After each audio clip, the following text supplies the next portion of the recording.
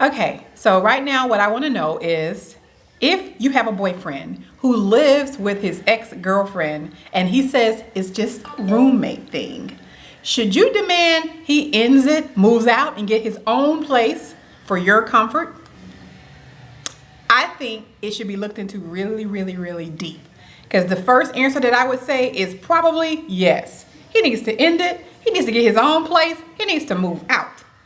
But then from another another point of view I can suggest, how about, is she friendly? Does she welcome you in? Do you have to hide in the car whenever he takes you by his house? When you come inside, is there friction? Is there drama? Do you feel like something's going on when you're there, to the point where she goes and she has her room and it's almost like she doesn't want you there? Does he freely invite you over to the house, making you feel just as welcome as if the two of them were never dating and they're just simply friends doing the roommate thing? I could totally understand that. But if it's the opposite and you're never invited over his house, you're made to sit in the car, you're made to feel that nothing's going on, and that night you want to spend the night and you can never spend the night over there because, oh, she might be tripping. He needs to end it, and he needs to go ahead and get his own place and go ahead and be available just for you.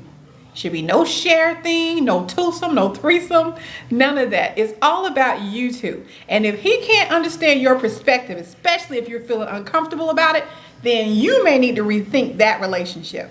I had something very similar happen to me. I was dating a guy, and I later learned that he was living with who he says was his ex-girlfriend, but he made it clear that they still do so much together. She expects a ride from him sometimes. He lets her use his car many times, along with the fact that she is very jealous, and she talks about how she has another guy friend, but this guy friend lives too far away, so therefore he has to do this for her.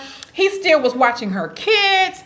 I'm like, are you sure you guys are not together anymore and it's just strictly roommate?